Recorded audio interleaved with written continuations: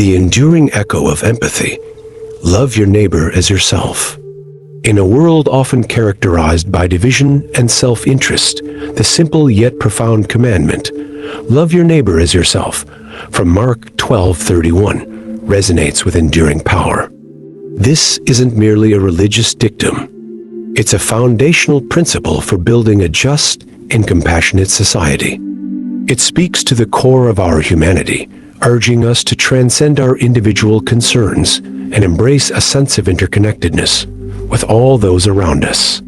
To truly understand this commandment, we must delve into its multifaceted implications, exploring the depths of empathy, compassion, and the transformative potential of selfless love. At the heart of love your neighbor lies the crucial concept of empathy. Empathy is the ability to understand and share the feelings of another. It requires us to step outside our own experiences and perspectives, to imagine what it's like to walk in someone else's shoes. This isn't simply about feeling sorry for someone. It's about genuinely connecting with their emotional state, acknowledging their pain, and celebrating their joys. Without empathy, the commandment to love becomes hollow, a mere platitude devoid of genuine meaning. We must actively cultivate empathy by listening attentively, seeking to understand diverse viewpoints, and challenging our own biases. Empathy serves as the wellspring for compassion, the active desire to alleviate suffering.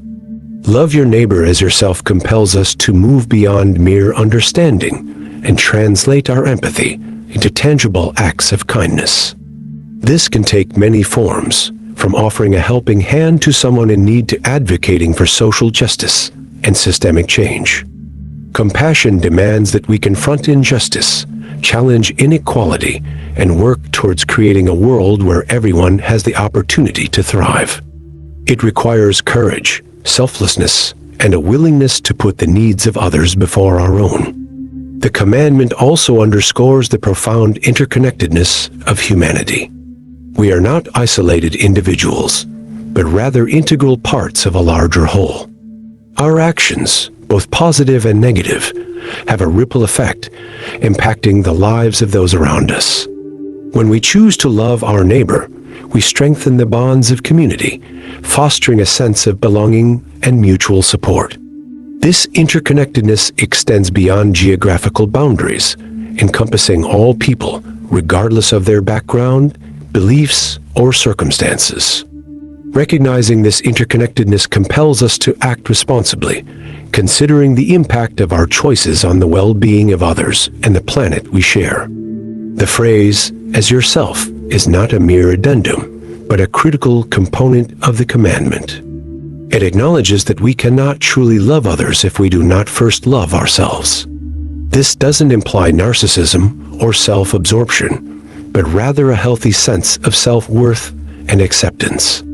We must recognize our own inherent value, acknowledge our strengths and weaknesses, and treat ourselves with kindness and compassion.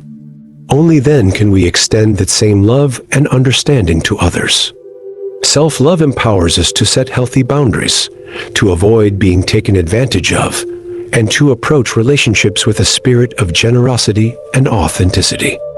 Love your neighbor as yourself is not a passive suggestion, but a dynamic call. It challenges us to examine our own hearts and minds, to identify areas where we can grow in empathy, compassion, and selflessness. It invites us to build bridges of understanding, to heal divisions, and to create a world where everyone is treated with dignity and respect.